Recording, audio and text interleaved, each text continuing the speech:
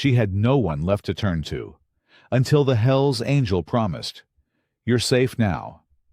The bench was cold, not the kind of cold that goes away after you sit for a minute, the kind that creeps through your clothes and settles into your bones and just stays there.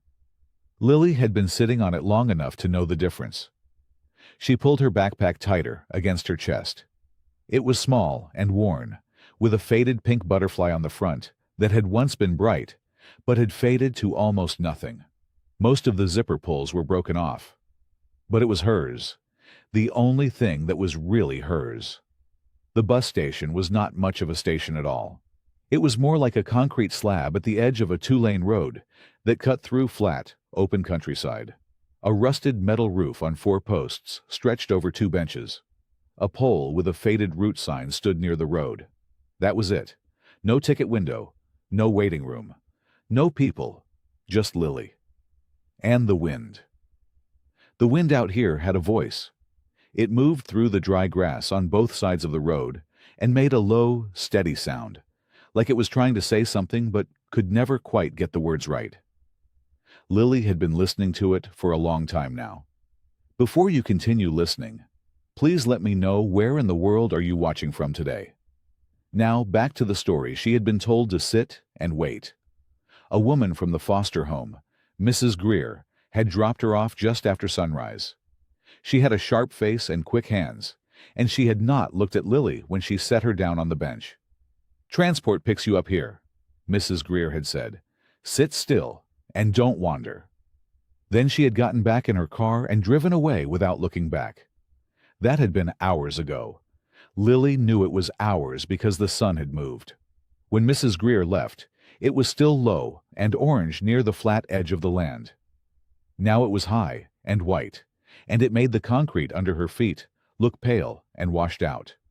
She had watched it climb the whole way up, hoping every few minutes that a van would appear on the road. A car. Anything. Nothing came. She did not cry. She had learned a while back that crying did not bring anyone faster. It just made your face hurt, and your chest feel tight. So she sat very still instead, the way she had taught herself to sit when things felt like they were getting too big. Back straight, hands wrapped around the backpack straps, eyes on the road. A truck passed once. It did not slow down. A bird landed near her feet, pecked at the ground twice, and flew away. Lily looked down at her shoes. They were too big. Someone at the foster home had given them to her from a donation box, and they had stuffed the toes with newspaper so they would stay on her feet. The newspaper had flattened out by now, and her feet slid around inside them when she walked. She wiggled her toes inside the shoes just to have something to do. There had been a note. Mrs. Greer had tucked it into the front pocket of her backpack before the car door closed. Lily had pulled it out after the first hour of waiting and read it slowly, sounding out the harder words the way her teacher had shown her. The note was short. It said that Lily was being transferred to a new placement. It had a name of a county on it, and a case number, and a line at the bottom that said, "Transport arranged." It was signed by someone at the foster home. There was no phone number, no name of a driver, no time, just transport arranged. Lily folded the note back up and put it in her pocket. She looked down the empty road in both directions. The same flat land, the same pale sky, the same wind moving through the grass. No van, no car, no one. She pressed her back straighter against the cold bench and pulled her backpack tighter, and looked at the road and understood, in the quiet and certain way that only a child who has been left before can understand, that no one was coming. The gas stop was just a little ways down the road from the bus station, close enough to see it, close enough to see her. Gus pulled his motorcycle off the two-lane road and rolled to a stop beside the single pump. The engine rumbled low, and then went quiet. He swung his leg off the bike and stretched his back, feeling the familiar ache that came after long miles on open road. He was a big man, wide through the shoulders, with thick arms covered in faded ink that told stories he rarely spoke out loud. His beard was dark with threads of gray in it. His leather vest was worn soft from years of use. the patches on it earned and meaningful. He had been riding since before sunrise, a memorial run for a brother they had lost 3 years back. The kind of ride that starts in grief and ends somewhere quieter, somewhere closer to peace. He had peeled off from the group an hour ago to take the back roads home alone. He needed the stillness. He unscrewed the gas cap and picked up the pump handle and started filling the tank. The pump was old and slow. He did not mind. That was when he saw her. Across the short stretch of road, past the edge of the pavement, the little girl sat on the bench under the rusted metal roof. She was small, very small. She had a pink backpack pressed against her chest, and her back was straight, and her eyes were fixed on the road like she was watching for something. Gus looked at her for a moment, and then looked up and down the road. No cars waiting. No van pulled off to the side. Nobody standing nearby. Just the girl, sitting alone, perfectly still. He looked back at her. The pump clicked off. He replaced the handle and screwed the gas cap back on, but he did not get back on the bike. He stood there with one hand resting on the seat and watched for a minute. Maybe someone was inside the gas stop. Maybe a parent had stepped in for a moment and would walk back out. He waited. Nobody came out. He walked to the small gas stop building and pushed open the door. An older man behind the counter looked up from a small television set on the shelf. "That little girl across the road," Gus said. "She been there long?" The man behind the counter nodded slowly. "Since before I opened up this morning. I figured somebody was coming for her." He glanced out the smudged window toward the bench. "Nobody has." Gus stood there for a second. Then he thanked the man and walked back outside. He crossed the road on foot. His boots were heavy on the pavement. The wind pushed at him, and he walked through it and stepped up onto the concrete slab where the bench sat. The girl looked up at him. She did not flinch. She did not run. She just looked at him with wide, careful eyes, the color of dark creek water, taking him in. The size of him, the leather, the patches. Her hands tightened on the backpack straps, but she did not look away. He stopped a few feet short of the bench and crouched down so he was closer to her level. He kept his voice easy and low. "Hey there," he said. "You waiting on somebody?" She looked at him for a long moment. Then she gave one small nod. "They coming soon?" She did not answer that one. She just looked back at the road. That said enough. Gus straightened up slowly. He looked at the bench beside her. He looked at the empty road stretching out in both directions, flat and quiet, and going nowhere fast. Then he sat down. Not close enough to crowd her. Just close enough to be there. He rested his forearms on his knees and looked out at the same road she was watching and said nothing at all. He was not going anywhere. Not until somebody responsible showed up for this little girl. That much he knew for certain. The wind picked up. It came sweeping across the open land like it had somewhere important to be, cutting sharp and cold through the thin shelter of the bus station roof. The girl's shoulders pulled inward. She pressed the backpack tighter against her chest. Gus watched her from the corner of his eye. She was trying not to shiver, doing a decent job of it. But the cold did not care how hard you tried. He stood up slowly, making no sudden moves, the way you might around a small animal that had learned to be afraid of people. "It's getting cold out here," he said. "There's a waiting room inside. Got walls and everything." He let that sit for a second. "Warmer in there." She looked at the door to the small station building. It was an old place, not much to it. Brick walls, and a couple of benches inside, and a vending machine humming against the far wall. But it was out of the wind. She looked back at the road. "I can see the road from in there," he said. "Through the window. We won't miss anybody pulling up." She thought about that. Then she stood up, still hugging the backpack, and walked to the door. He reached past her and pulled it open, and she went in first. He followed and let the door close behind them, and the sound of the wind dropped away to almost nothing.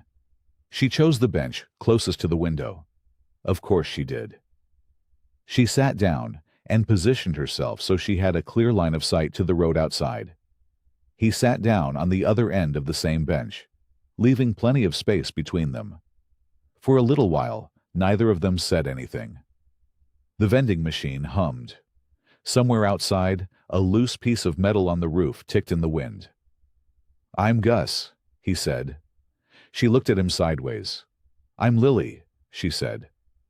Her voice was small but steady. "That's a good name," he said. She did not respond to that. Her eyes drifted back to the window. He looked at the backpack she was holding. It was pink, with a white zipper and a small fabric flower stitched to the front pocket. The kind of backpack a little girl picks out herself at a store. One of the straps had been repaired with a piece of silver tape. "You got far to go?" he asked, keeping it light, keeping it easy. She shrugged one shoulder. "I don't know where I'm going." He kept his expression calm. "Somebody told you to come here, though?" "The lady at the house told me to wait here," she said. "She said someone was coming to take me to a new place." "What time were they supposed to come?" "Early," she said, "before the sun came up all the way." Gus looked at the window.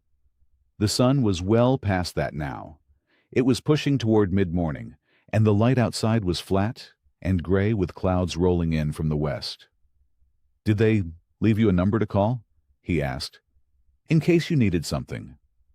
She reached into the front pocket of the backpack and pulled out a folded piece of paper.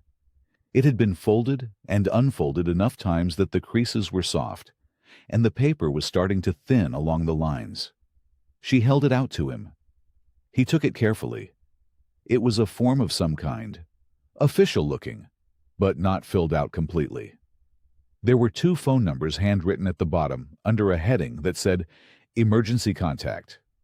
He pulled out his phone and dialed the first number. It rang, and rang. Then a long tone, and nothing else. He dialed the second number. 3 rings.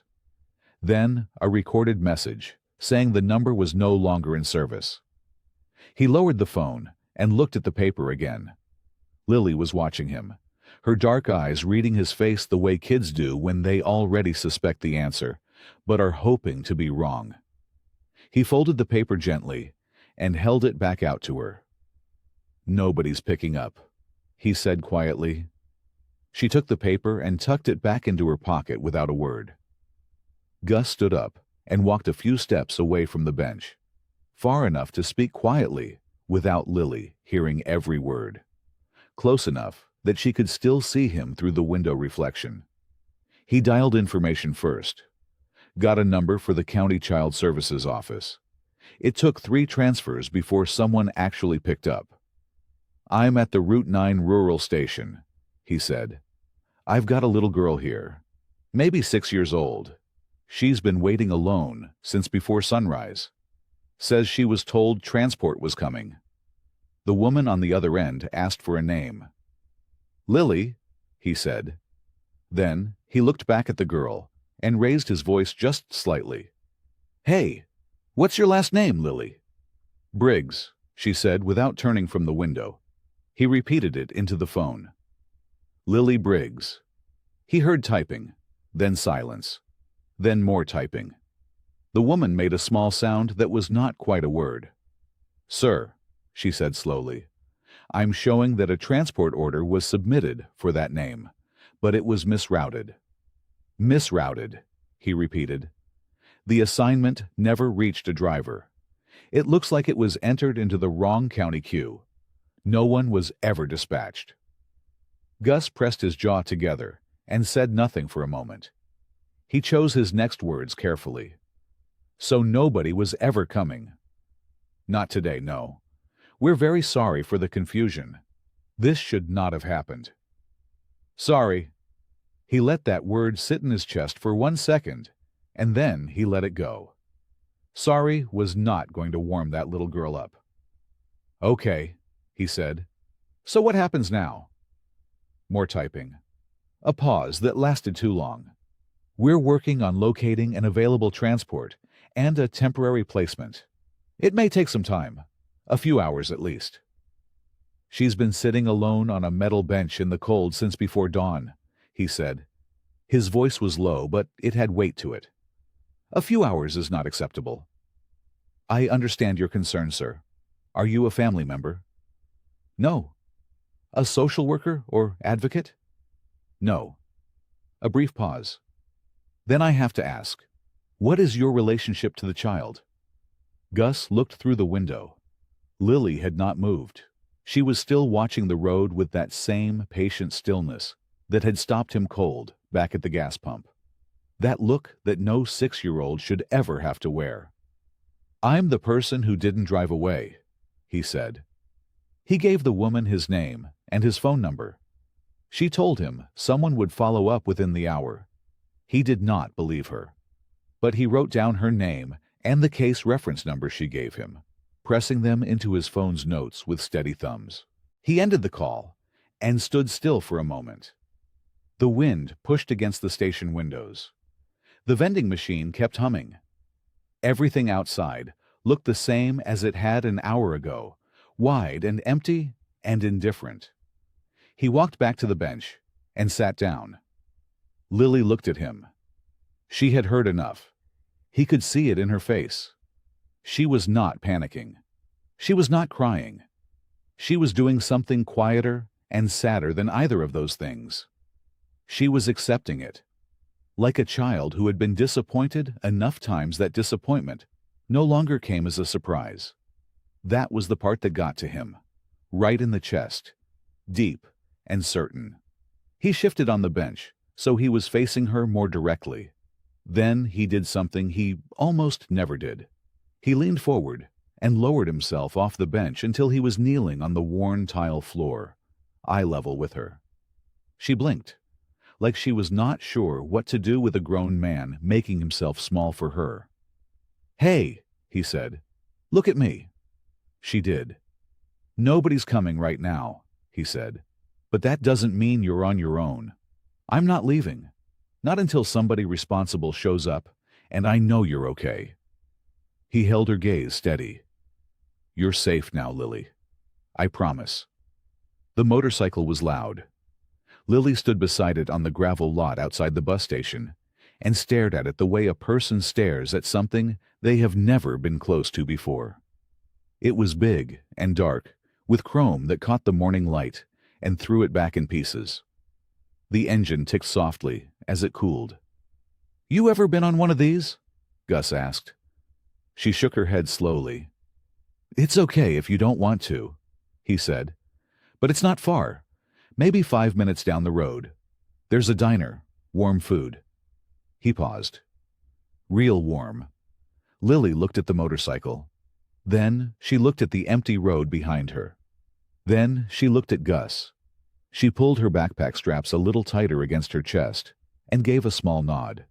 He found an old bandana in his saddlebag, dark blue and clean enough. He folded it carefully and tied it around her head to cover her ears against the wind. It was too big for her, and the ends hung down past her chin, but she did not complain. She just held still and let him do it. He lifted her up and settled her in front of him on the seat. "Hold on to the tank right here," he said, guiding her small hands to the smooth metal curve in front of her. "Don't let go. And if you get scared, just squeeze." "Okay," she said. It was the clearest word she had spoken all morning. The engine turned over with a low rumble that Lily felt more than heard. Her fingers tightened, but she did not pull away. They rode. The road was quiet and flat, cutting between wide fields that were still silver with morning frost. The sky above was pale and getting lighter by the minute. Gus kept the speed easy and steady. Nothing sharp, nothing sudden. Just a straight and smooth ride down a road that felt like the only road in the world. After about a mile, Lily's grip loosened just slightly. Not much, but enough. The diner appeared on the right side of the road, like something out of an old photograph. It was a low building with a red roof and a hand-painted sign above the door that read, "May's Place," in faded yellow letters. A string of small lights ran along the roofline, still glowing even in the morning. Warm light pushed through the front windows and touched the gravel parking lot in soft gold patches. 2 trucks were parked out front. A cat sat on one of the wooden steps leading to the door, watching them pull in with complete indifference. Gus cut the engine and helped Lily down. She landed on her feet and immediately looked at the cat. The cat looked back. He pushed open the diner door and a small bell above the frame announced them. The smell hit first. Coffee and butter, and something savory simmering on a back burner.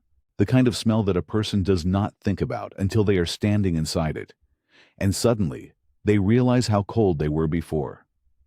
May came out from behind the counter before the door had even swung shut. She was a wide woman in her early 60s, with silver hair pinned back and an apron that had seen 1,000 shifts. She looked at Gus for half a second and read the situation the way only someone who has known a person for a long time can. She did not ask a single question.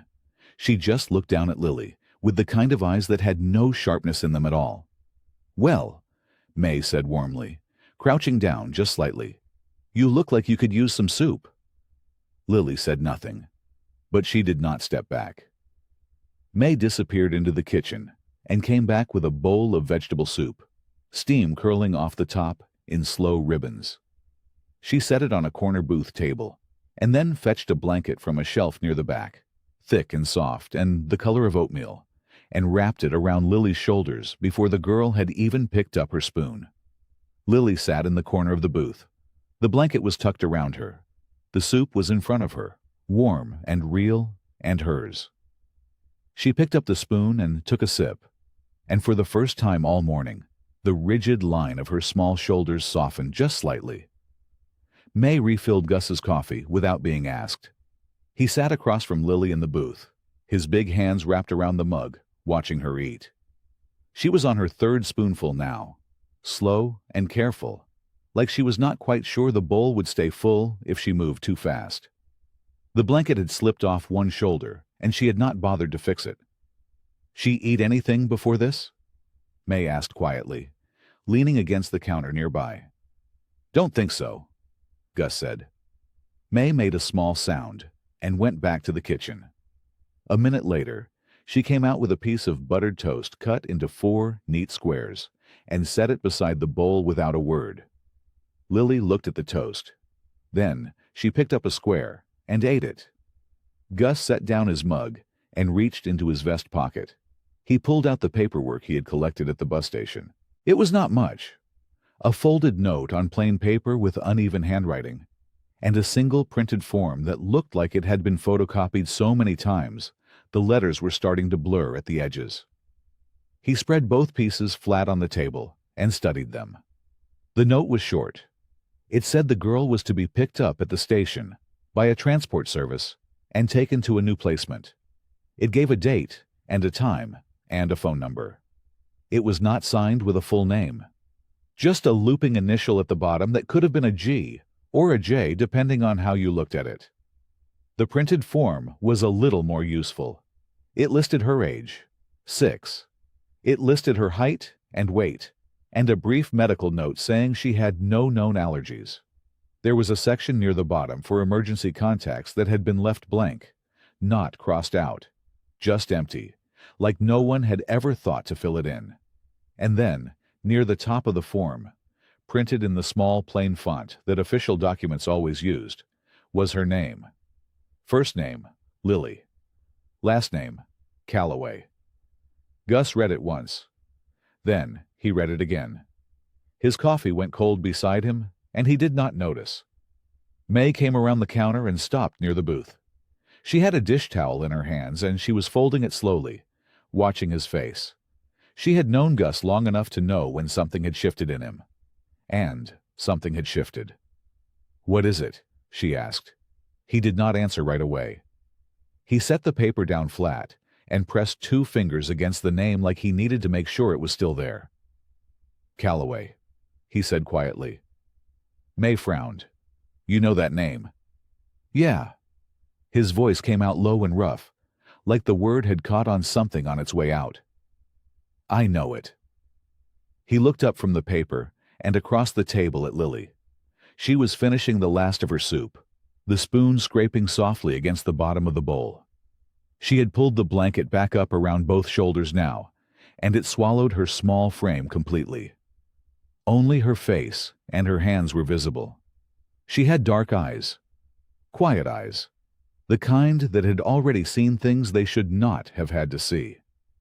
Gus had not noticed it before, or maybe he had not let himself look closely enough. But now, sitting in the still warmth of the diner with the paperwork laid out in front of him, he saw it. She had Danny Calloway's eyes, the same shape, the same steadiness in them, even when everything around them was uncertain. Danny had that look too. Like no matter how bad things got, something deep inside him stayed level. Gus pushed back from the table just slightly, not standing up, just needing a small amount of space to hold what he was feeling. Danny Calloway had been dead for 4 years, gone in a single, terrible moment on a rainy highway outside of Baton Rouge. And here was his daughter, sitting in a diner booth, alone in the world. May pulled her coat off the hook by the back door and nodded toward the counter. "Watch her," she said to Gus. "I'm going to make some calls." Gus nodded. He had not moved from the booth. He was still looking at the paperwork spread flat on the table in front of him, the 2 fingers still resting near Lily's name. Lily herself had fallen asleep about 10 minutes earlier. It happened quickly, the way it does with small children when the body finally decides it has had enough. One moment she was watching Gus with those steady dark eyes. The next, her head was tipped sideways against the back of the booth, the blanket tucked up under her chin, her breathing slow and even. May stepped outside into the cool morning air, with her phone and a notepad. She had a contact at the county clerk's office, Sandra Pruitt. They had known each other for going on 20 years, ever since their kids were in the same kindergarten class. Sandra had a memory like a filing cabinet, and a heart that ran warmer than most people gave her credit for. She answered on the 3rd ring. "May." Sandra's voice was alert, even at this hour. "You okay?" "I need your help with something," May said. "And I need you to take it seriously." "When have I ever not taken you seriously?" May gave her everything she had. The girl's name, the case number printed on the blurry form, the phone number from the handwritten note. She read each piece slowly and clearly, and she could hear Sandra typing on the other end. There was a long pause. "Say that case number again," Sandra said. May read it again. Another pause, longer this time. "May?" Sandra's voice had changed. The easy warmth was still there, but something careful had moved in underneath it. "Where exactly did you get this paperwork?" "It was with the girl. Left at the bus station out on Route 9. "Left there by who?" "That's what we're trying to figure out." Sandra went quiet again. May could hear the soft click of keys, the faint hum of an office that was just starting its morning, a chair rolling, a drawer opening and closing. "This case number doesn't match any active placement order in the county system," Sandra finally said. May pressed the phone tighter against her ear. "What does that mean?" "It means whatever file this number was supposed to belong to, it's either been closed, deleted, or it never existed properly in the first place." Sandra paused. "I'm cross-referencing the girl's name now. Lily Calloway." More typing. "Okay, here she is. She was removed from a home about 3 weeks ago." "But May, the removal paperwork was filed incorrectly. The intake form was never completed on the receiving end. No placement was ever officially confirmed." May turned to face the diner window. Through the glass, she could see the warm yellow light of the inside, and the small shape of Lily sleeping in the booth, and Gus sitting across from her, like a wall between the girl and the rest of the world. "She was never properly entered into the system," May said slowly. "That's what it looks like," Sandra said. "Whoever processed her removal dropped the ball on the intake. And then someone sent her to that bus station anyway, with a transport order that doesn't exist in any database I can find." Sandra's voice tightened just slightly. In the eyes of the official record, this child has no valid placement, no assigned caseworker, no confirmed location. May closed her eyes for a moment. "What happens now?" she asked. "If someone flags it tonight, and they will, once the station reports that a child was found there, the state will send emergency child services first thing in the morning." Sandra hesitated. "May, they will reassign her to emergency state custody. That's procedure. They won't have a choice." May stood still for a long moment in the cool air outside the diner. Then she said quietly, "Thank you, Sandra." She ended the call. She stood there looking through the window at the sleeping girl. Morning was coming. And with it, the people who would try to take her away. The light that crept through the diner windows at dawn was soft and pale, the color of watered-down milk. It moved slowly across the floor, touching the edge of the booth, climbing the vinyl seat, until it reached the small shape wrapped in a yellow blanket. Lily stirred. She made a tiny sound, something between a sigh and a whimper, and her fingers tightened around the edge of the blanket. Her eyes opened halfway, cloudy with sleep, and for just a moment her face held that lost, panicked look that children get when they wake up somewhere unfamiliar. Then she saw him. Gus was right where he had been when she fell asleep, still sitting across from her in the booth. His big arms were folded on the table. His head had dipped forward at some point in the night, and he had slept a little himself, though not much. The moment she moved, he lifted his head. Their eyes met across the table. She blinked at him. He gave her a single, slow nod. Just a small one. The kind that says, "I'm still here," without making a big deal out of it. Something in her face settled. The panic faded. Her grip on the blanket loosened just slightly. May appeared from the kitchen doorway with a glass of orange juice and a plate of buttered toast cut into triangles.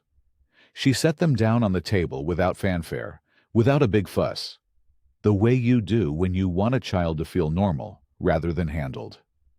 "Morning," May said simply. Lily looked at the toast. Then she looked at Gus again, as though checking that he was still real.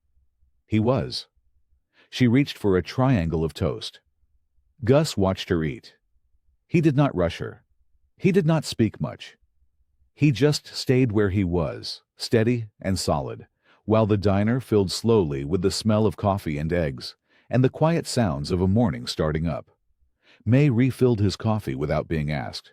She caught his eye over the rim of the mug and gave him a look that said everything she could not say in front of the girl. He read it clearly. He gave a short nod back. He already knew. She had told him last night after Lily fell asleep, her voice low and careful. No valid placement. No system record. Emergency custody in the morning. He had not said much in response. He had just turned back to look at the girl sleeping in the booth, and sat with that knowledge sitting heavy on his chest like a stone. Now morning was here. Lily finished her second triangle of toast and wrapped both hands around the glass of orange juice. She looked out the window at the pale pink sky. "Is it still today?" she asked. Gus looked at her. "What do you mean?" "The same day." She thought about it. "Or a new one." "A new one," he said. She considered that. "Okay," she said quietly, as though she was deciding whether a new day was something she could accept. Gus wrapped both hands around his coffee mug and said nothing. There was nothing to say that would make the next part easier. The sound came about 40 minutes later. A car pulling into the gravel lot. Not a truck. Not a pickup. The clean, careful sound of a sedan driving slowly, the way people drive when they are on official business and want to arrive looking composed. May came to stand near the counter. Her hands were folded in front of her apron. Her face was calm, but her jaw was set. The door of the diner opened. A woman stepped in. She was maybe 35, dressed in a plain gray blazer, her hair pulled back neatly. She carried a manila folder tucked under one arm and a set of papers in her other hand. Her eyes moved around the room quickly and professionally, the way people do when they have been trained to take inventory. They landed on Lily. Then they moved to Gus. She stepped forward and held out the papers. "I'm with the state," she said. "I'm here for the child." Gus did not move. He stayed right where he was, both hands around his coffee mug, and looked at the woman with steady eyes. "You got a name?" he asked. "Sandra Holloway," she said. "Child Protective Services." "Ms. Holloway." He set his mug down slowly. "Can I see those papers?" She hesitated, just for a second. Then she held them out. He took them. He read through the first page without rushing, his eyes moving line by line. May came and stood a little closer, reading over his shoulder without making it obvious.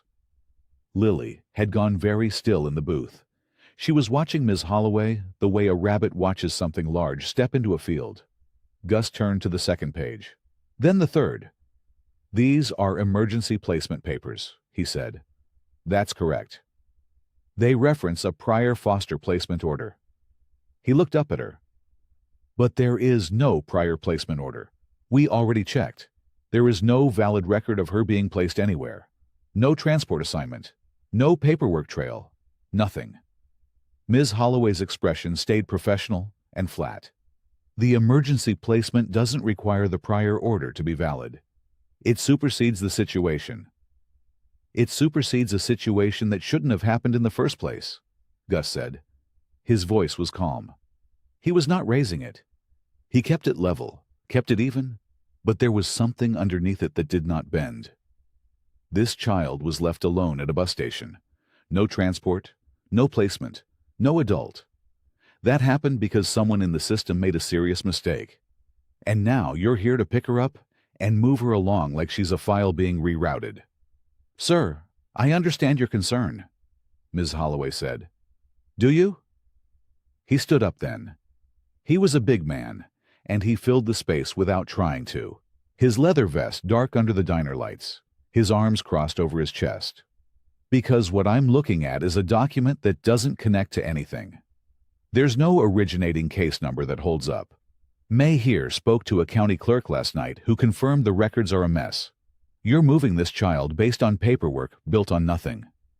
Ms. Holloway straightened. "The emergency order is valid on its own authority. I don't need the prior placement records to proceed." "You might want to have a lawyer look at that," May said from behind the counter. Her voice was quiet, but her eyes were sharp. "I appreciate your input," Ms. Holloway said, and her tone made it clear she did not. She looked back at Gus. "I'm not here to argue. I'm here to ensure the child is in proper care. Right now, she is in the custody of a man with no legal standing." "She was alone at a bus station," Gus said again. "What was I supposed to do?" "You should have called authorities immediately." "I did. They told me the transport was misrouted and gave me no timeline. I was not about to leave a 6-year-old girl sitting alone in the cold." He held the papers out toward her. "I am not the problem here." Ms. Holloway took the papers back. She smoothed them against her folder and looked toward Lily. "Sweetie," she said, her voice shifting into something softer. "I'm going to take you somewhere safe, okay? Somewhere with other people who will look after you." Lily did not answer. She slid out of the booth slowly, her feet finding the floor. She still had the yellow blanket around her shoulders. She looked at Ms. Holloway. Then she looked at Gus. She crossed the diner floor toward him. She did not say anything. She just pressed herself against his side and grabbed onto the edge of his vest with both hands, her small fingers curling tight around the leather. He felt her grip like something breaking open in his chest. Ms. Holloway watched. Her clipboard came up. She began writing. "I'll need just a few minutes to confirm the transport details," she said, her pen moving. "Please have her ready." Lily pressed closer and held on tighter. Gus put his hand on top of Lily's head, gently, just for a moment. Then he crouched down so he was at her level. "Hey," he said quietly. She looked at him. Her eyes were wide and dark and full of something that was too heavy for a 6-year-old to carry. "I need you to listen to me," he said. "Can you do that?" She gave a tiny nod. I'm going to keep working on this. You hear me? I am not stopping." He kept his voice steady, even though nothing inside him felt steady right now. "This isn't over. This is just a bump in the road." Her chin trembled. "But Ryder," she whispered. She had started calling him that sometime in the night. He didn't know exactly when it happened. It just had. "I know," he said. "I know, Lily." Ms. Holloway stepped closer. "We really do need to move along." Gus stood up slowly. He turned and looked at the woman with eyes that held a warning in them, even if his voice stayed polite. "Give her a minute." "Mr. Give her a minute," he said again. Something in his expression made Ms. Holloway stop. She stepped back and checked her phone instead. May came around the counter with a small paper bag folded at the top. She crouched down in front of Lily and held it out with both hands. "There's a biscuit in there," she said softly, "and one of those little packets of honey you liked, and a drawing you left on the napkin last night." I folded it up real careful. Lily took the bag with both hands and held it against her chest right next to her backpack straps. "Thank you," she said. Her voice was barely there. May put her hand on the girl's cheek for just a moment. "You're a good girl, Lily. You're a real good girl." Lily's eyes filled up. Ms. Holloway moved toward the door and held it open. A second worker, a younger man with a navy jacket and a clipboard of his own, waited outside next to a gray sedan. The engine was already running. The morning air pushed cold through the open door. "Okay, sweetheart," Ms. Holloway said. "Let's go." Lily looked at the door. She looked at the gray car. Then she looked back at Gus, and something in her face just came apart. "Ryder." Her voice cracked on the word. He stepped toward her without thinking. He went down on one knee right there on the diner floor, and he held her by her small shoulders and looked straight at her. "You're going to be okay," he said. "I promise you." "Don't let them take me," she whispered. Her voice was shaking badly now. "Please, don't let them take me." His jaw went tight. His throat worked. "I'm fighting for you," he said, "every single day until this is fixed. You are not forgotten. Do you understand me? You are not forgotten." "Sir." The younger worker had stepped inside now. His voice was not unkind, but it was firm. "We have to go." Gus stood. He stood straight and he kept his hands at his sides even though everything in him was pulling the other direction. This was the line. He knew it. If he crossed it now, he would lose everything, and she would lose any chance he had of getting this right. The younger worker guided Lily gently toward the door by her shoulder. She went, but she turned back with every step. Her eyes stayed locked on Gus. "Ryder." "I'm here," he said. "Right here." She was crying fully now, quiet and broken, the paper bag crushed against her chest, her backpack bouncing as she walked. The younger worker opened the back door of the gray sedan and helped her in. The door closed behind her. Gus walked to the edge of the diner steps and stopped there. Through the car window he could see her small face pressed against the glass. Her hand came up flat against it.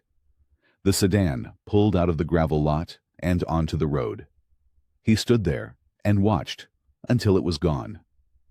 The gravel crunched under his boots as Gus walked back inside. The bell above the diner door gave its small, cheerful ring. It felt wrong. Nothing about this moment was cheerful. May was standing behind the counter with a dish rag in her hands. She wasn't wiping anything down. She was just holding it. Her eyes followed him as he came in and dropped himself onto a stool at the counter. He set both forearms flat on the surface and stared at the space between them. Neither of them said anything for a while. The coffee maker gurgled. A ceiling fan turned slowly overhead. Outside, a truck rolled past on the road, and then it was quiet again. "I need a phone," Gus finally said. May set a cup of coffee in front of him without being asked. Then she reached under the counter and pulled out a landline with a long cord and set that down too. "You hungry?" she asked. No. She nodded and moved to the far end of the counter to give him space. Gus pulled Lily's crumpled paperwork from his vest pocket and smoothed it flat against the counter. The pages were worn at the folds. Some of the print had smeared from handling. He read through it again slowly, the same way he had 3 times the night before. But this time he was looking for names. Specific names. Case numbers. Dates. He found a name near the bottom of the second page. Sandra Briggs. Case coordinator. He picked up the phone and dialed the number listed beside her name. It rang 7 times. No answer. No machine. He hung up and dialed the main line for the county office instead. A woman answered on the 3rd ring with a flat and tired voice. Harlan County Child Services. Please hold. He held for 4 minutes. He watched the second hand on the clock above the pie case move around twice. This is Gus Mercer, he said when the woman came back. I'm calling about a child, Lily Calloway. Case number is 774-22B. I need to speak with whoever handled her placement order. A pause. Keyboard clicking. I'm not showing an active case under that number, the woman said. Try the name, Lily Calloway. She's 6 years old. More clicking. I'm showing a record was opened, but there's no active coordinator assigned. How is that possible? Sir, I'm not able to give you details on a case unless you're the child's legal guardian or a verified... The child was picked up this morning by your people, Gus said. Ms. Holloway. She had paperwork. I saw it. Another pause. Longer this time. I can have someone call you back. When? By end of business today. He pressed his lips together. Fine. You have my number? If you leave it, I'll attach it to the flag. He gave her May's Diner number. Then he hung up. He sat with the paperwork again. He pulled out the note that had been left with Lily at the bus station, the one from the foster home. He had read it before, but now he read it again more carefully. It was short, printed on plain paper with no letterhead. Lily has been released from our care as of this date. Transport has been arranged. No signature, no date written by hand, no name of the transport company, no contact number. That was strange. Every official document he'd ever seen had a signature on it, even the bad ones. He turned it over. The back was blank. He looked at May. You got a magnifying glass anywhere? She raised an eyebrow, but went to the back without asking why. She came back with a small one she used for reading small print on invoices. Gus held it over the top corner of the letter, where an address should have been. There was a faint outline there, like something had been printed and then whited out, covered over. He set the magnifying glass down. He picked up the phone again and dialed a different number. Someone he had not called in years. Tommy, he said when the line picked up, I need you to run something for me. Gus set the phone down after the call with Tommy. He pushed the paperwork aside and moved from the counter stool to the booth by the window. The same booth where Lily had slept the night before. The blanket was still there, folded up on the seat. Someone had folded it neatly. May, probably. He sat down across from it. The booth still smelled like the strawberry shampoo May had used when she washed Lily's hair the night before. Something about that small detail hit him in a place he wasn't prepared for. He rested his elbows on the table and put his face in his hands. He didn't hear May come over. He only knew she was there when the seat across from him shifted, and he felt the soft weight of someone sitting down. He lowered his hands and looked up. May set a fresh cup of coffee on the table in front of him. She had one of her own. She wrapped both hands around her mug and looked at him steady and calm, the way she always did. May had a face that had seen hard things and kept going. There were deep lines around her eyes from years of laughing and years of working, and probably some years of crying too. She didn't say anything right away. She just sat with him. That was the thing about May. She never rushed in to fill silence with words that didn't need to be there. After a moment, she said, "You doing okay?" "No," Gus said. "Good," she said. Because if you said yes, I'd know you were lying. He almost smiled. Almost. He looked down at the coffee cup. The steam curled up slow, and then disappeared. She was scared, he said, when they put her in that car. She was looking at me like I was supposed to stop it. I know, May said, and I just stood there. You stood there because it was the right thing to do, May said firmly. You start fighting law enforcement in a diner parking lot, and you lose every chance you've got to help that little girl. You know that. He knew it. He still hated it. May reached across the table and tapped her finger on the folded blanket. She'll be okay for now. She's tough. You saw that. Gus nodded slowly, but his mind was somewhere else. It had slipped back to a night almost 7 years ago, a highway outside of Tucson. Rain so heavy, the road turned into a river.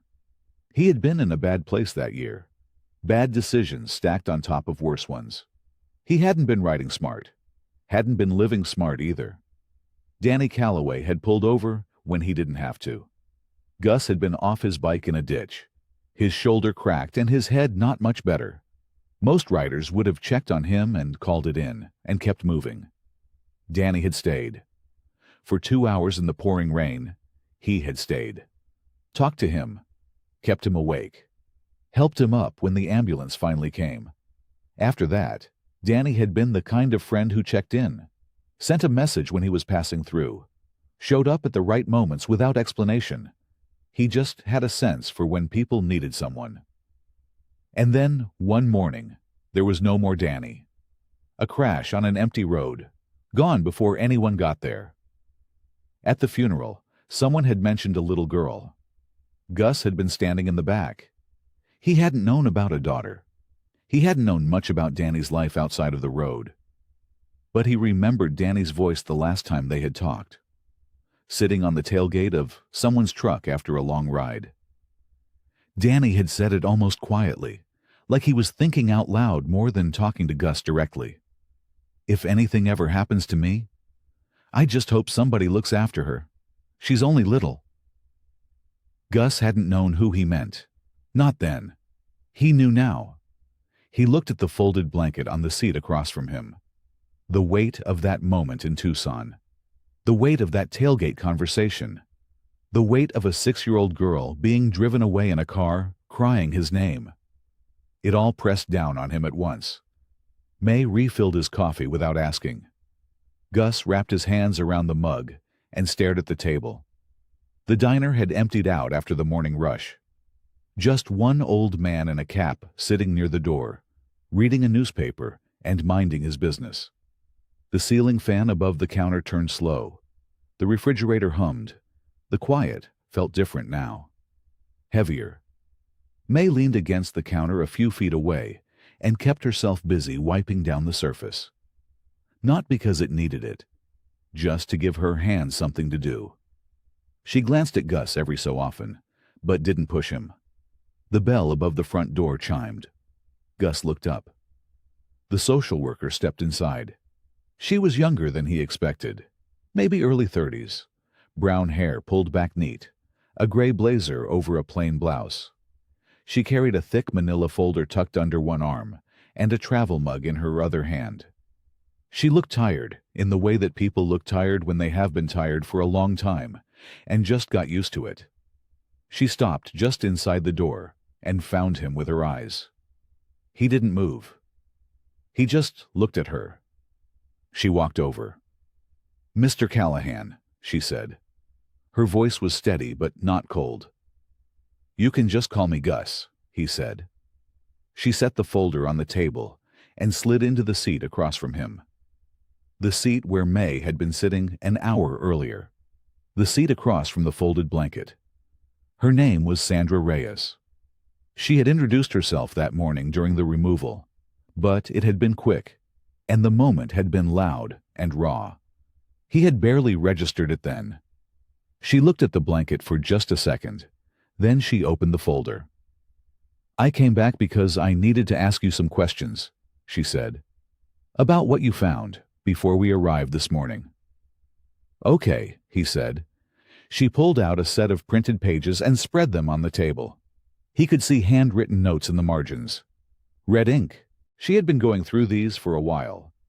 "You told the officer this morning that you believed the placement order was invalid," she said. "That there was no active foster assignment in the system." "That's what we found," Gus said. She nodded slowly. Her eyes moved across the pages.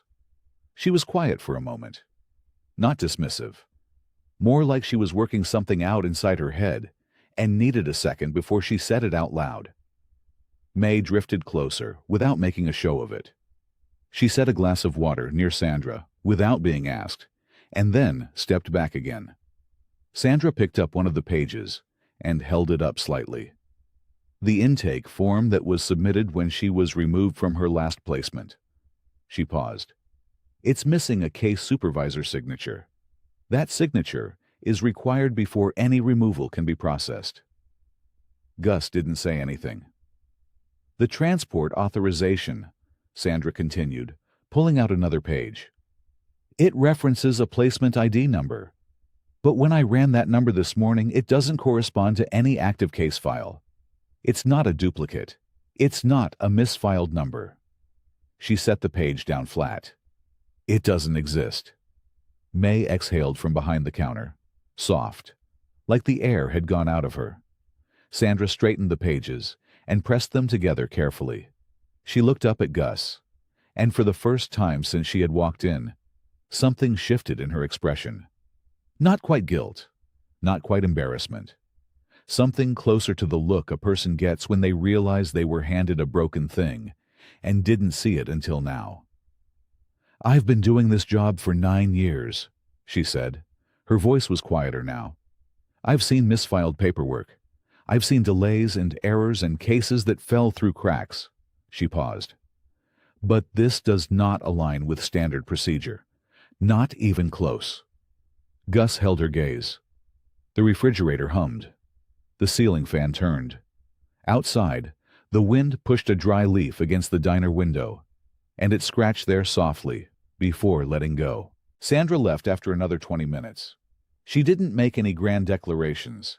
She didn't promise anything out loud. She just gathered her papers, tucked them back into the folder, and said she needed to make some calls. The way she said it was careful, measured. But her eyes said something else. She believed him. The bell above the door chimed when she walked out. Gus watched through the window as she got into her car and sat there for a moment before starting the engine. Just sitting, thinking. He understood that feeling. May brought him a plate of eggs he didn't ask for and set it down without a word. He looked at it. Then he picked up the fork because he knew she would stand there until he did. He ate slowly. The diner stayed quiet around him. The old man near the door had paid and left. The morning light had stretched itself long and pale across the checkered floor. Somewhere in the kitchen, a radio played something low and country. Gus set the fork down before the plate was empty. He pulled the small folded paper from his vest pocket. He had been carrying it since the night before. The girl's file. 1 page. Her name written at the top in plain black ink. Ellie Mae Hargrove.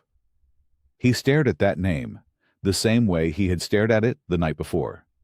Like it was a word in a language he already knew, but hadn't heard spoken in years. Danny Hargrove. He closed his eyes.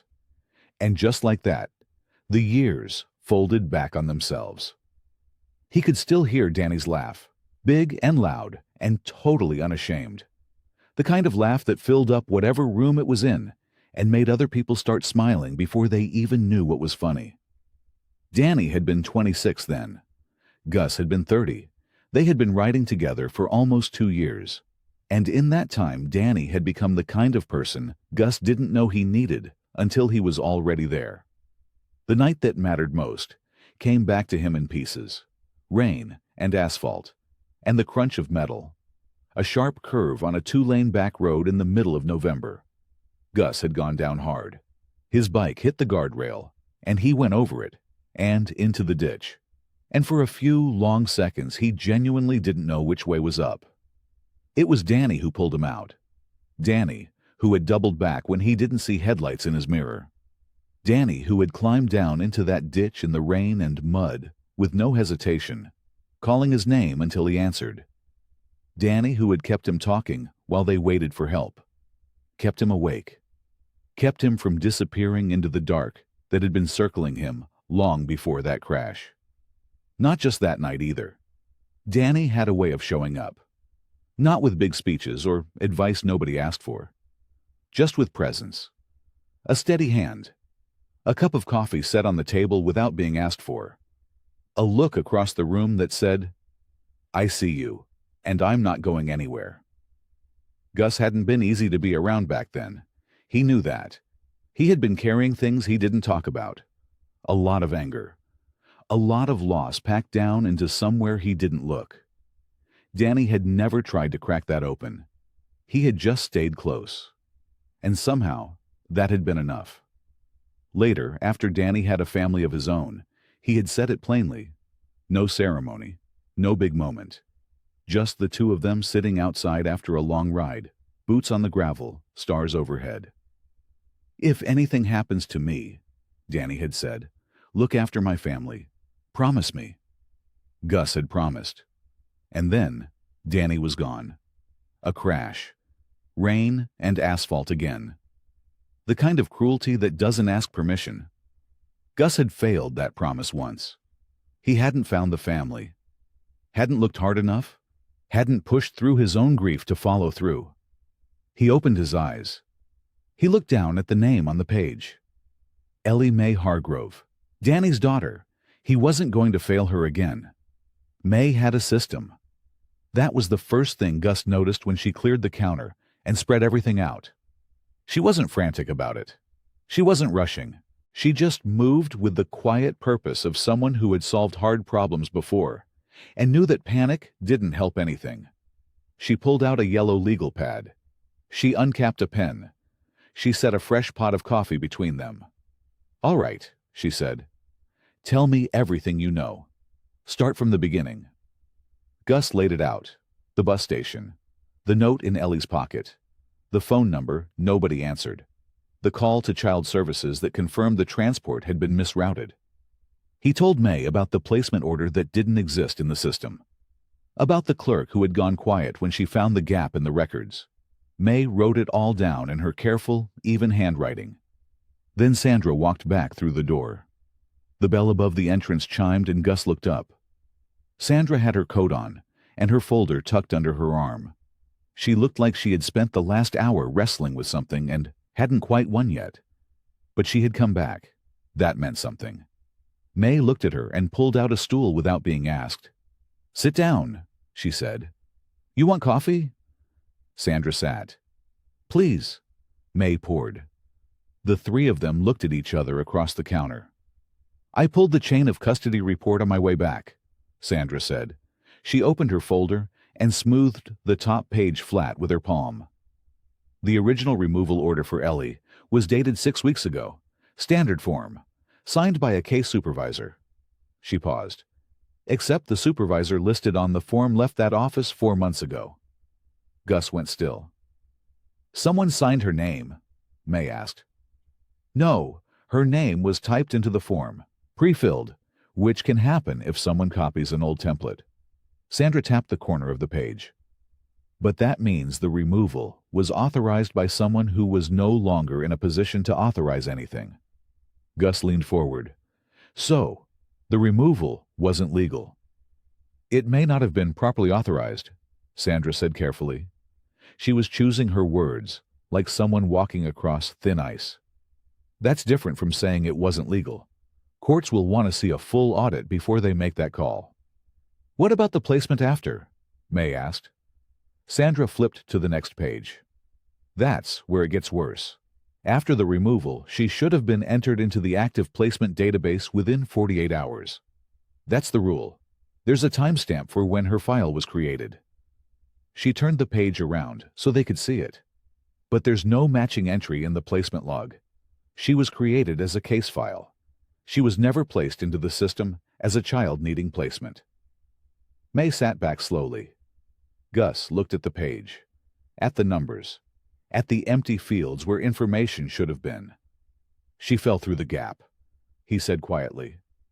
It looks that way, Sandra said. She existed on paper as a removal.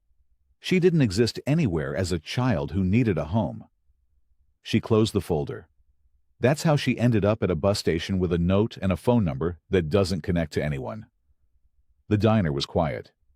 Outside, a truck rolled past on the road, its engine fading into the distance. Can you use this? Gus asked. Sandra pressed her lips together. It's a start, but a start is not enough on its own. To challenge custody, we need the full audit trail. We need the original caseworker's notes. We need documentation of who made the decision to remove her from the last foster home and why. She looked at him. Right now we have inconsistencies. We have questions. What we don't have yet is the full picture. May tapped her pen against the legal pad. Then we find the full picture, she said. It wasn't a question. It wasn't even really a statement. It was simply what came next. The courthouse in Millfield was small. It sat between a hardware store and a post office on the main street, its brick face weathered by decades of wind and hard winters. The flag out front snapped in the cold air. 2 stone steps led up to a heavy wooden door that groaned when Gus pulled it open. He had worn his cleanest clothes. Dark jeans, a plain flannel shirt. He had left the leather vest at the diner. May had suggested it without really suggesting it. She had just looked at the vest hanging by the door and then looked at him, and he had understood. Sandra met them in the hallway outside the hearing room. She had a stack of folders pressed to her chest, and her eyes were sharp and focused. This is a preliminary hearing, she said, keeping her voice low. Judge Calloway is fair. He reads everything before he walks in. That's good for us. She glanced at Gus. He's going to ask you direct questions. Answer them directly. Don't explain more than what's asked. Gus nodded. May straightened his collar without being asked. It was such a small thing, but it steadied him. They went inside. The hearing room was plain. Wood paneling, fluorescent lights. A long table at the front where Judge Calloway sat with his reading glasses low on his nose, flipping through the documents Sandra had submitted the night before. He was older, probably 60-something. He had the look of a man who had seen every angle of every hard situation and wasn't impressed by much anymore. But he wasn't unkind. That much was clear in the way he set the papers down and looked at Gus without flinching. Mr. Randall, he said, you understand this is a preliminary review, not a final ruling. Yes, sir, Gus said. You found this child at a rural bus station, alone. No guardian present, no confirmed transport. That's right. And since that day, you have remained in the area, at the diner. The judge glanced at May. You have not attempted to move the child, hide the child, or interfere with state processes beyond filing this petition. No, sir. Judge Calloway studied him for a long moment. Then he looked back at the papers. The clerical audit submitted by Ms. Reeves supports a significant failure in the placement process, he said. The child was improperly entered into the system. The original removal authorization has irregularities that require further review.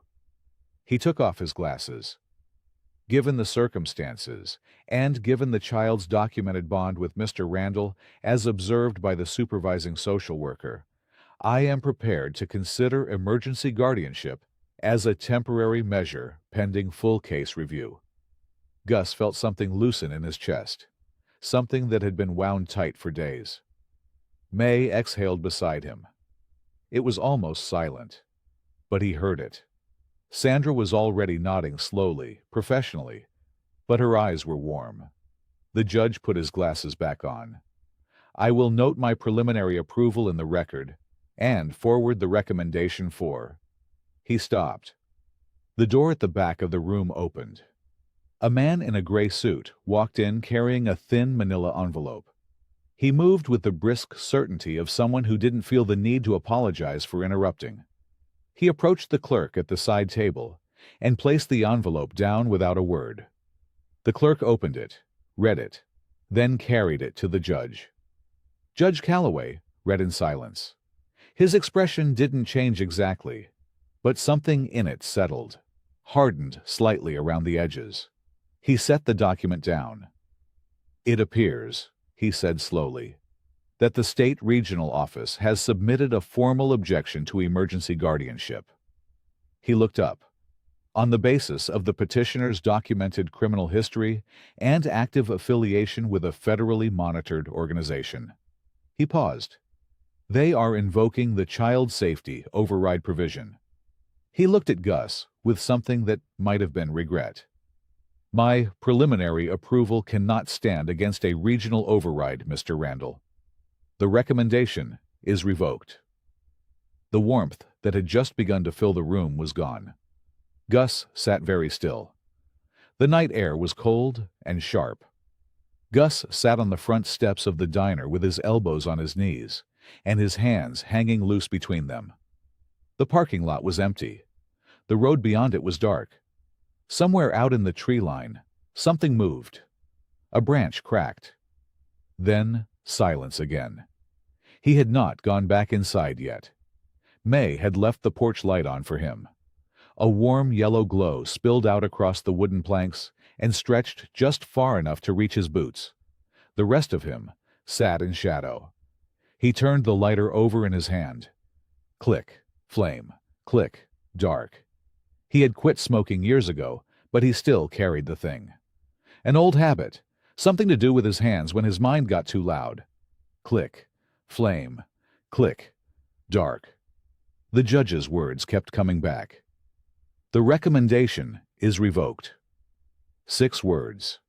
That was all it had taken to undo everything. 6 words from a man in a gray suit carrying a manila envelope who hadn't even looked at the little girl's file. Hadn't seen her asleep in the booth wrapped in a checkered blanket. Hadn't seen the way she had stopped flinching every time a door slammed. Hadn't seen her color on napkins with the broken crayons May kept in a jar behind the counter. He hadn't seen any of that.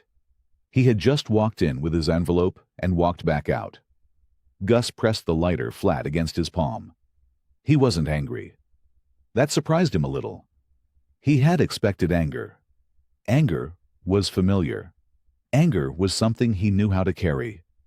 But this wasn't anger. This was heavier than that. It sat low in his chest, slow and dull, like a stone dropped into still water that just kept sinking.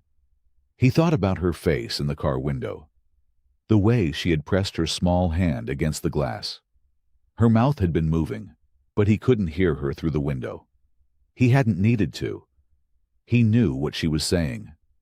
He rubbed the back of his neck and looked out at the dark road. Danny Briggs had been 28 years old when they rode together. Quick with a laugh and slow to anger, which was a rare thing in the club. Gus had never said it out loud, but he had always respected that about him.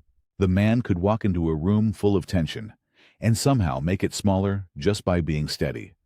And he had been steady at the end too, even broken up the way he was. He had grabbed Gus's wrist with the last grip he had and said it plain. "Look after my family." Gus had said yes. He had meant it the way you mean something when you don't fully understand the weight of what you're promising. And then the years had passed, and the guilt of not finding them had settled somewhere quiet inside him, where he tried not to look. And then a bus station, a cold metal bench, a little girl who held her backpack like it was the only solid thing left in the world. He looked down at the lighter in his hand. He was not going to walk away from this. That much was certain. He didn't know yet what the next step was. Sandra had said she would call in the morning. May had said they would figure it out. And he believed them, mostly. But tonight, there was no next step. Tonight, there was just the cold and the dark and the weight of what hadn't happened in that hearing room. He closed his fingers around the lighter and held it. 40 miles away, in a low building with beige walls and fluorescent lights that buzzed faintly overhead, a little girl sat up in a narrow bed. The room had 2 other beds in it, both empty. A nightlight shaped like a star cast pale light across the floor. She had been quiet all evening. The staff noted it. One of the overnight workers, a young woman named Petra, had brought her warm milk and sat with her for a little while. The girl had not touched the milk. She just kept looking at the door. Petra had checked on her twice since lights out. Both times the girl was sitting up in the same position, knees pulled to her chest, eyes on the door. The third time Petra looked in, the girl finally spoke. "Where's Ryder?" Her voice was small, careful, like she was afraid the question itself might break something. Petra crouched down beside the bed. "You should try to sleep, sweetheart." The girl looked at her. Her eyes were dark and steady in the starlight. "But where is he?" Petra didn't have an answer.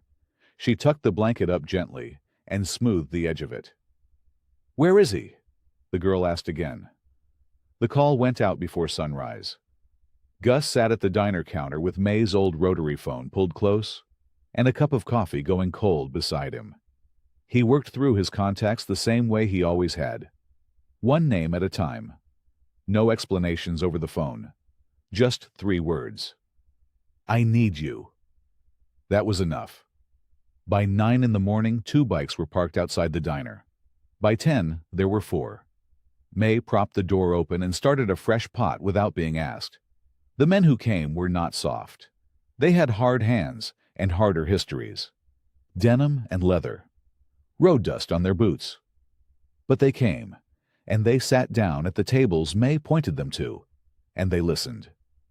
Gus stood at the head of the biggest table and laid it all out. The bus station, the girl, the misrouted transport, the missing placement order, the hearing, the revocation. He kept his voice flat and steady. He had told the story enough times now that the sharp edges of it didn't cut as deep. But when he got to the part about the car window, the part about her hand pressed against the glass, the table went very quiet. A big man named Crow sat across from him with his arms folded and his jaw set. He had known Danny Briggs too. "You sure she's his?" Crow asked. "Last name matches. Age matches. And she's got his eyes." Gus said it simply. "I'm sure." Crow nodded once and unfolded his arms. "All right. What do you need?" "Paper," Gus said. "I need someone who knows how to read a paper trail." There was a short silence, and then a younger man at the far end of the table raised 2 fingers. His name was Pete. He was 32, the youngest one there, and before the road had claimed him, he had spent 2 years studying accounting at a community college. Numbers and records were something he understood. "I can do that," Pete said. May set a fresh notepad and a pen in front of him without a word. They worked through the morning and into the afternoon. Pete made calls. He talked to clerks and case offices and 2 different county departments. He wrote things down in small, tight handwriting and then connected lines between them with his pen, building a map of what should have been there and wasn't. Gus watched him work and stayed out of the way. He refilled his coffee. He walked the length of the diner twice. He stood on the porch for a few minutes and looked at the road, and then came back inside. May brought out sandwiches at noon. Most of the men ate without looking up from what they were doing. At 2:30, Pete set his pen down. He looked at Gus. Then he looked at the notepad. Then back at Gus. "You're going to want to sit down for this," Pete said. Gus pulled out a chair and sat. Pete turned the notepad around so Gus could see it. There were names and dates and case numbers written in columns, with lines crossing through the ones that didn't exist, and circles around the ones that should. "She was removed from the Harlow home 6 weeks ago," Pete said. He tapped a line near the top. "That removal is documented, signed, dated, real." He moved his finger down. But right after that removal, the case file was supposed to be transferred to the county intake office for reassignment. He stopped. "It never was." Gus looked at him. "What do you mean it never was?" "I mean there is no intake record, no reassignment paperwork, no placement order, no case number in the active system." Pete tapped the notepad again. She was removed from her last home, and then she was just not entered anywhere. She never existed in the foster system after that point. The table had gone still. She wasn't misrouted, Pete said. She was never in the system at all. Crow leaned back in his chair and let out a long breath. So the system lost her. The system never picked her up, Pete said. There's a difference. Losing something means you had it. They never had her. She fell through before anyone even started counting. May had been standing near the counter listening. She set her dish towel down slowly. Her face was calm, but her eyes were not. That little girl was left at a bus station because nobody noticed she wasn't in the paperwork, May said. It was not a question. It was just the truth, spoken plainly, the way May always spoke things. Nobody answered her. There was nothing to say. Gus stared at the notepad for a long moment. Then he looked up at Pete. Can you write that down in a way that a judge can read it? Already started, Pete said, and picked up his pen again. Word traveled the way it always did in a small town. Quietly at first, and then all at once. By the next morning, May's diner was fuller than it had been in years. Not just club brothers, regular people. A woman named Darlene, who worked the front desk at the county clerk's office, came in before her shift and asked May if it was true. What she had heard. May told her what she knew. Darlene sat down and ordered coffee and said she had seen the girl's file cross her desk 6 weeks ago. She had flagged it for reassignment herself. She had never received confirmation that it had been received. I assumed someone else handled it, Darlene said.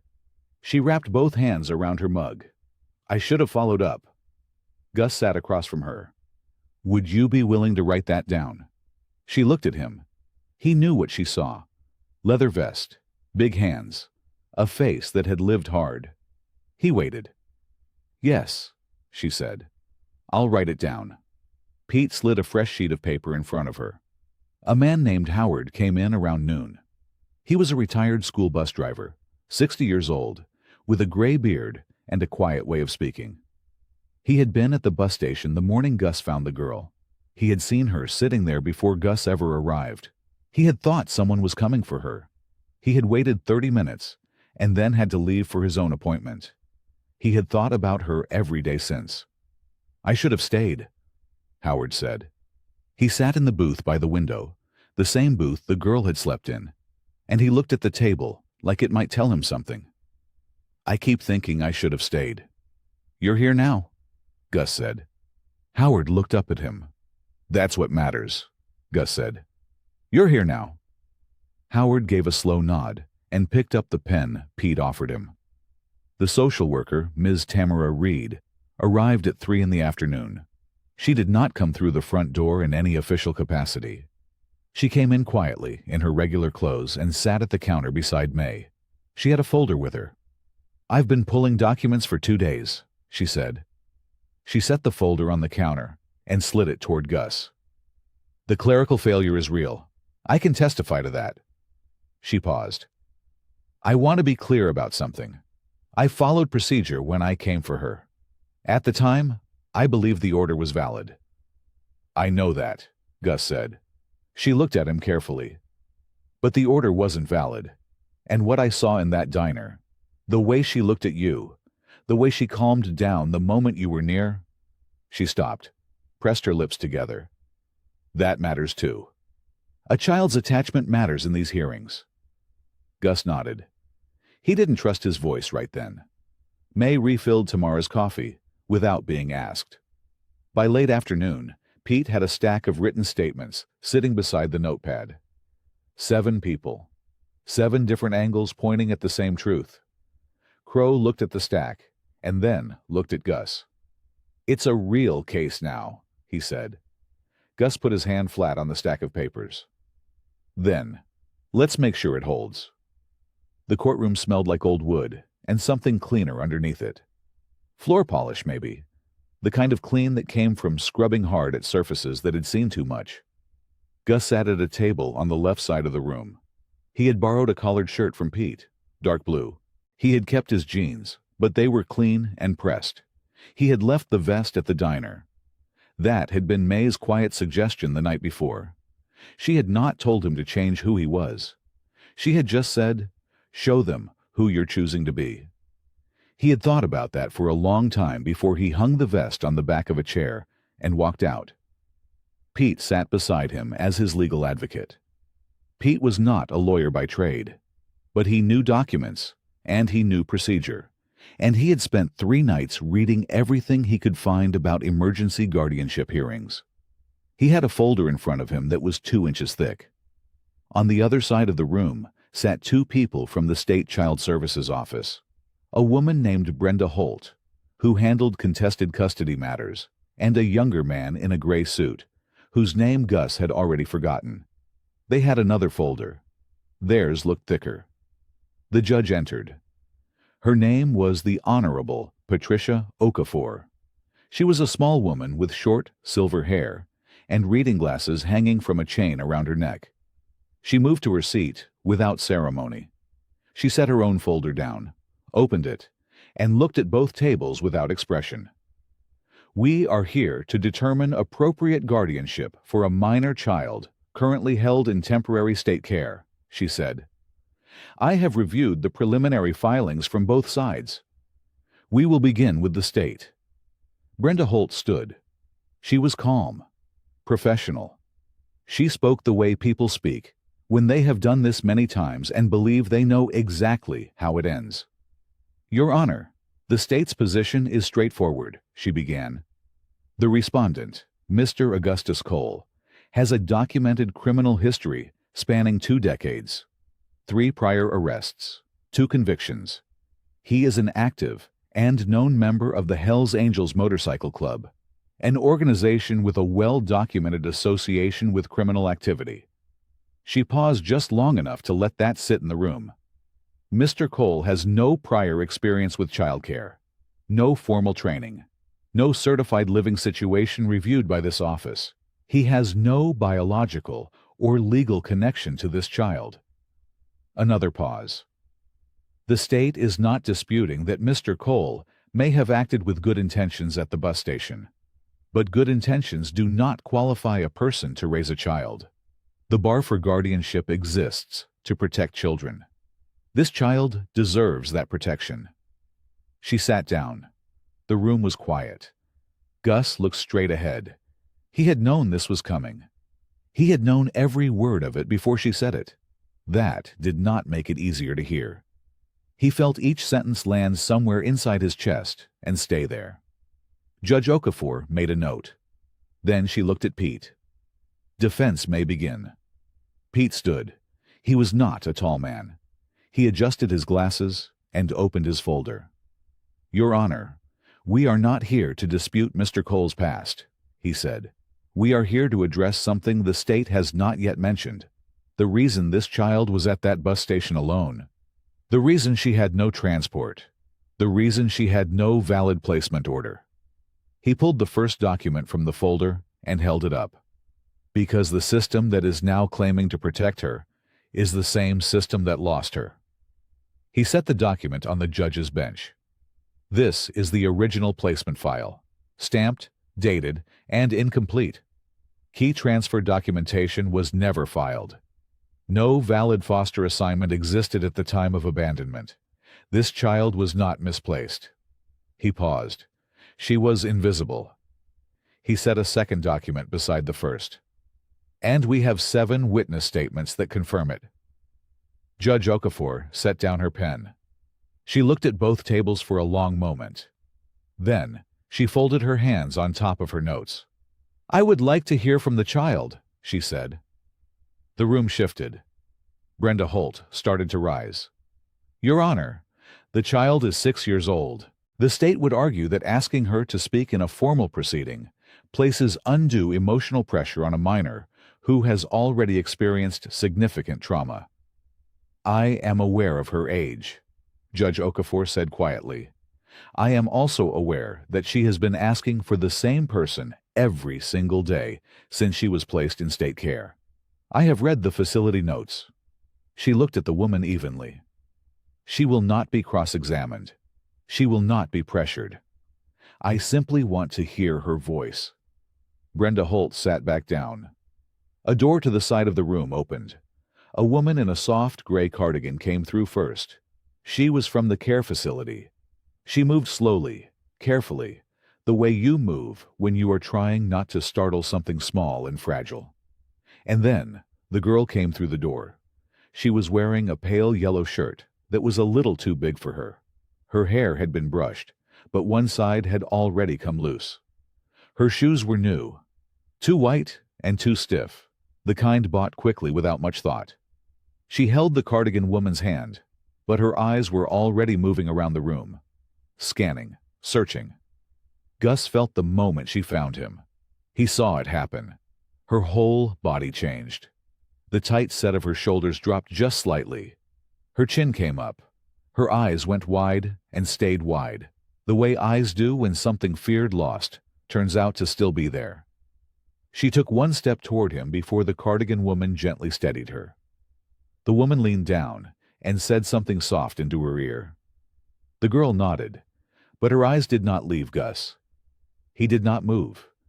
He kept his hands flat on the table, and his face as steady as he could make it. He did not want her to see anything that would scare her.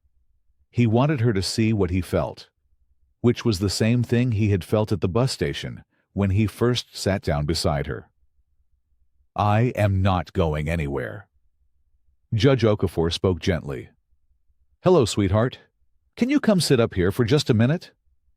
There was a chair placed beside the judge's bench, low to the ground. Someone had thought to do that. The girl walked to it slowly, still watching Gus, and climbed up into it. Do you know why you're here today? The judge asked. The girl gave a small nod. Can you tell me your name? Lily, she said. Her voice was barely above a whisper, but it carried in the quiet room. Lily, the judge repeated warmly. That's a beautiful name. She gave her a moment. Lily, I want to ask you something, and I want you to know there is no wrong answer, okay? You just tell me the truth. Lily looked at her. Then her eyes moved back to Gus again, just for a second, like she was checking he was still there. He was. Okay, Lily said. Is there somewhere you feel safe? The judge asked. Somewhere that feels like home to you? The room was completely still. Lily's small hands were folded in her lap. She looked down at them for a moment. Then she looked up at the room, at the state workers, at the unfamiliar walls, at the two bright lights overhead. She took it all in slowly, the way a child does when a place feels wrong, but they don't have the words for why. Then she turned her head. She looked directly at the man in the borrowed blue shirt sitting at the left table with his hands flat and his eyes steady, and everything in him pointed at her like a compass finding north. Her voice was soft, but every person in the room heard it. I want to go home, she said. With him. Silence filled the courtroom. Nobody moved. Nobody spoke. It felt like the whole room was holding its breath. Lily sat in the small chair beside the judge's bench, with her hands still folded in her lap. She had said what she had to say. She was not crying. She was not trembling the way she had been when she first walked through the door. She was just looking at Gus with that quiet, steady certainty that only a child can carry. The kind that comes not from logic, but from something deeper. Something felt in the bones. Judge Okafor looked at the girl for a long moment. Then she looked at the room. Thank you, Lily, she said softly. You were very brave.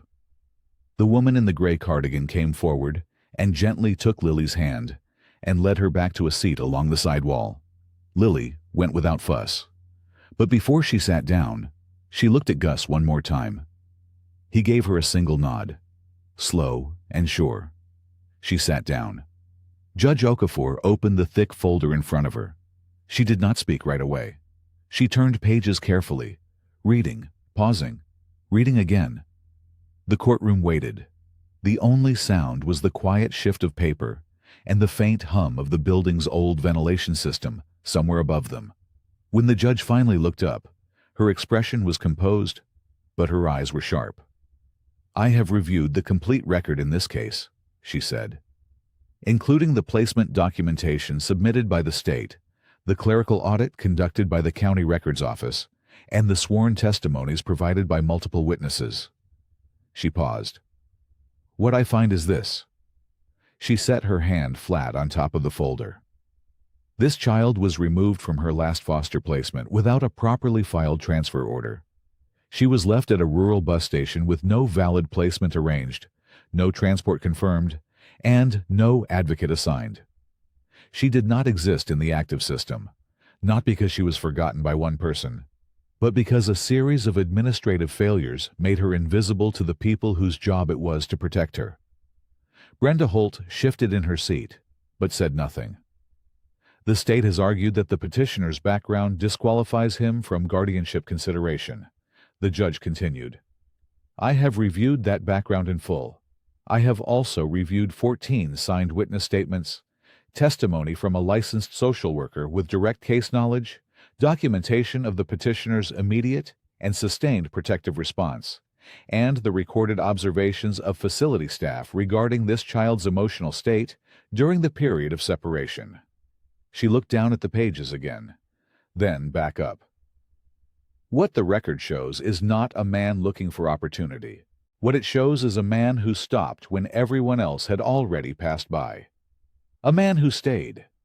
A man who fought through a system that pushed back against him at every turn, not because he had something to gain, but because he had made a promise to someone who could no longer ask him to keep it." Gus felt something shift in his chest. He kept his hands flat on the table. He kept his face still. The judge closed the folder. "The clerical failures in this case are documented and undeniable. The state's removal process was procedurally flawed from the start. This child was never properly protected by the system designed to protect her." She straightened in her chair. "She was, however, protected by this man." The room was perfectly quiet. "It is the ruling of this court," Judge Okafor said clearly, "that emergency guardianship of Lily Mae Calloway be granted to Mr. August Calloway Reed, effective immediately, with full legal recognition of extraordinary circumstances and the expressed preference of the child herself." She set down her pen. Gus exhaled. It was not loud. It was not dramatic. It was just a breath released after being held for what felt like a very long time. His eyes closed for 1 second. Just one. Then they opened again. Across the room, a small girl in a yellow shirt was already on her feet.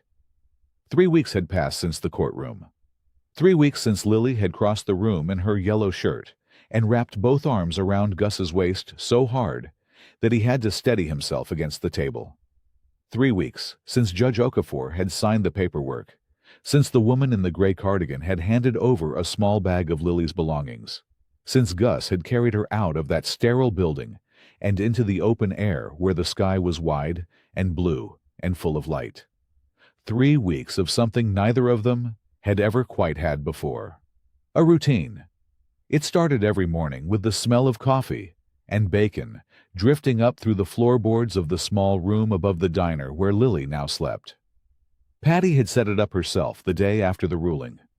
She had pulled a spare bed from storage, painted the walls a soft yellow, and hung a string of small round lights along the window frame so the room would never feel too dark. There were 2 drawings already taped to the wall. Lily had put them there herself, smoothing the tape with her small fingers very carefully, like she was hanging something precious. One drawing was of the diner. The other was of Gus on his motorcycle.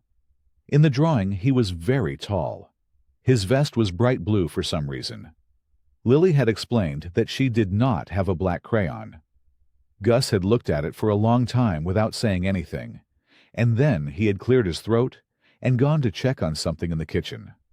Patty had smiled to herself and said nothing. Every morning, Lily came downstairs at 7. She sat at the same booth near the window, the one with the small crack in the vinyl seat that she always ran her finger along, while she waited for her oatmeal. Patty put blueberries in it without being asked, because she had noticed on the second day that Lily always picked the blueberries out of the muffins first and ate them separately, like they were something special. Gus drove her to school at 8:15. He had bought a used truck for the purpose.